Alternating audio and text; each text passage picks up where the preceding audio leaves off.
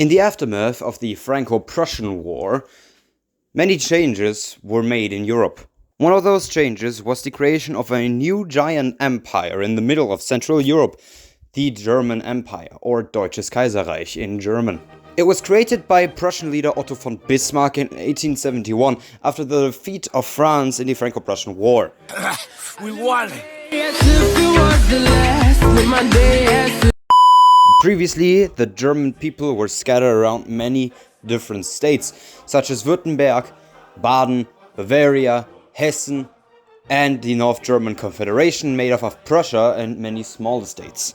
So now all the German-speaking states were united under Prussia in the German Empire, apart from the German-speaking parts of Austria, because they were kinda outcasted by Prussia and because they had too much territory that was ethnically not German in their empire. And Liechtenstein was also not included because it's Liechtenstein.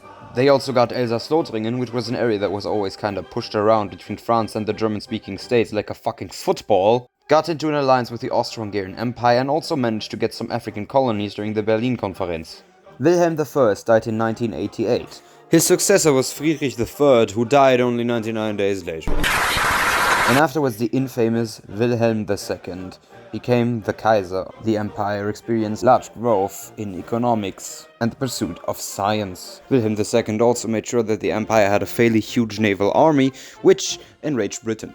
In 1914, the Austro-Hungarian Archduke Franz Ferdinand was assassinated by the Bosnian Serb nationalist Gavrilo Princip in Sarajevo, the capital city of Bosnia and Herzegovina, which was previously annexed by Austria-Hungary, much to the dislike of Serbia and also the ethnic Serbs living in Bosnia and Herzegovina. The assassination of Archduke Franz Ferdinand famously led to the First World War, with Germany standing alongside Austria-Hungary and the Ottoman Empire, whilst France, Russia, and later on also Britain and the United States of America were on the other side. Italy was also kind of there, but yeah, Italy's just Italy. Over the course of the 4 years of the war, many revolts were started in Germany because the war was obviously leading to poverty and many people hungered. And eventually, Kaiser Wilhelm II gave up his title and was exiled. The German Empire then ended up signing the Treaty of Versailles in Versailles. They lost the war, were put in great debt, and also blamed for the war, because the country that originally started the war was not blameable anymore because it ceased to exist over the course of the war. They also had huge territorial losses in form of Elsass-Lothringen being given back to France, this part being given to Denmark, and the worst of all, Posen being given to the newly found Poland, which was created after the Russian Empire was semi-destroyed and formed into the Soviet Union.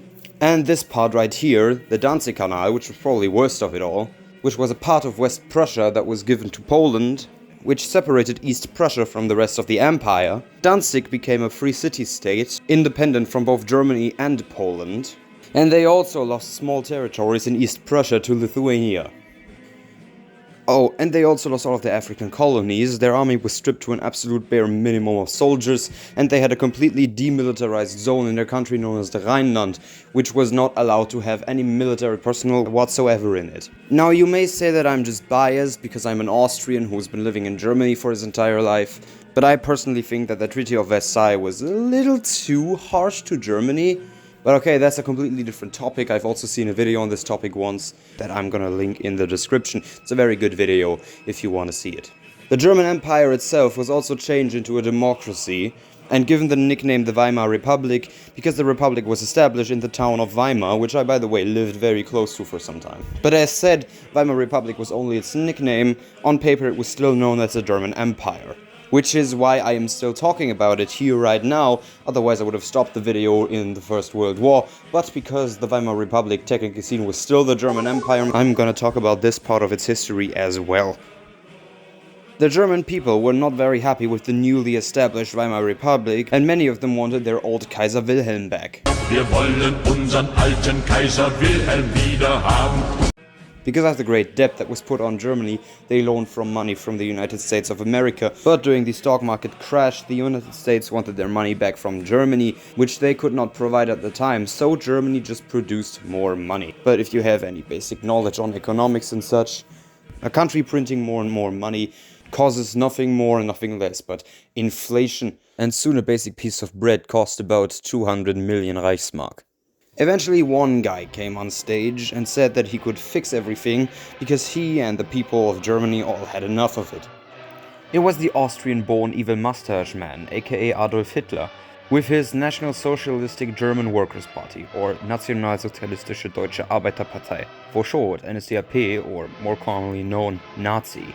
Soon it was basically a fight between the Nazi Party and the Communist Party, and if you wanted change in Germany, you either had to choose one thing or the other. So, do you choose racism, or do you choose hardcore racism?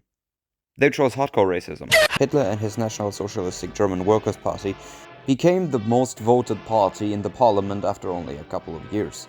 Through a mixture of luck, gaps in the system, and murder, Hitler eventually ended up at the very top of the country, which marked the end of the Second German Empire, beginning the era of the Third German Empire, aka the German Reich. And the rest is history. Herr Roosevelt verlangt endlich die Bereitwilligkeit, ihm die Zusicherung zu geben, dass die deutschen Streitkräfte das Staatsgebiet folgender unabhängiger Nationen nicht angreifen, und er nennt Finnland, Lettland, Litauen, Estland, Norwegen, Schweden, Dänemark, Niederlande, Belgien, Großbritannien, Irland, Frankreich, Portugal, Spanien, die Schweiz, Liechtenstein, Luxemburg, Polen, Ungarn, Rumänien, Jugoslawien, Russland, Bulgarien, Türkei, Irak, Arabien, Syrien, Palästina, Ägypten,